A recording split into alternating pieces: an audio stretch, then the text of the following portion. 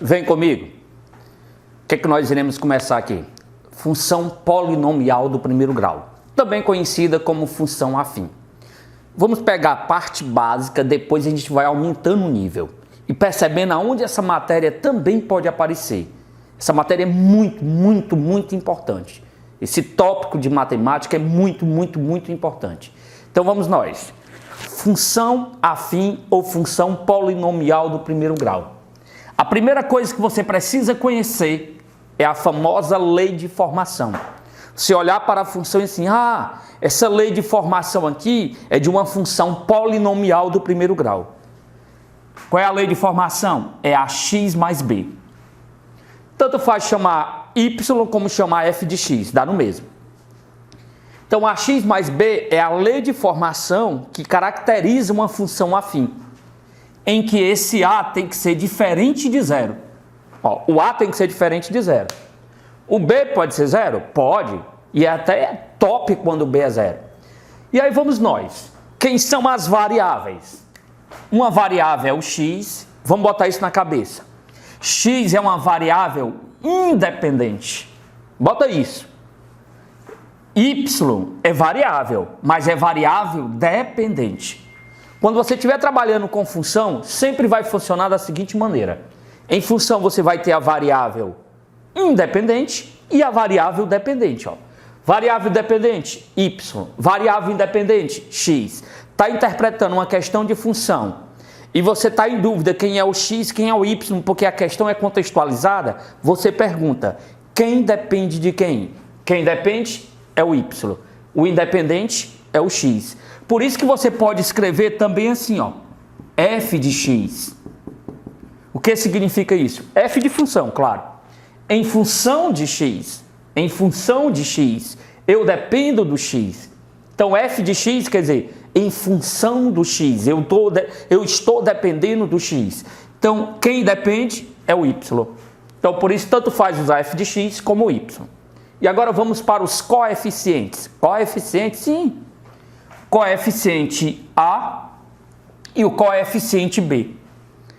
Dependendo de aonde você estuda, pode aparecer termos diferentes, mas representa a mesma coisa.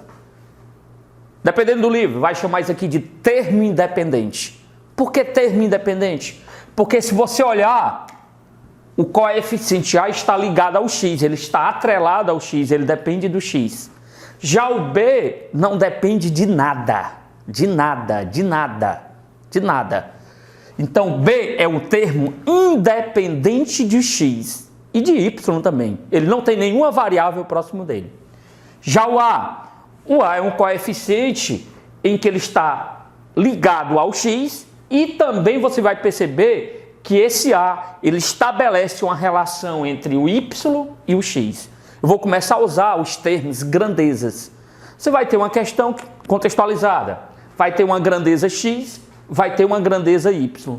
E esse A vai ser uma relação que tu vai perceber, uma razão entre a grandeza y e a grandeza x. Não necessariamente a grandeza y e a grandeza x. Vai ter caso que é a variação da grandeza y pela variação da grandeza x. Vai ter caso também que vai ser a grandeza y dividido pela grandeza x. Mas cada situação dessa você vai aprender no decorrer. Então vamos lá.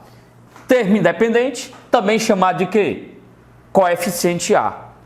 Termo independente, o B. Sâmio, quando eu estudo geometria analítica, essa matéria aparece. E lá é normal você chamar assim, coeficiente linear, coeficiente angular.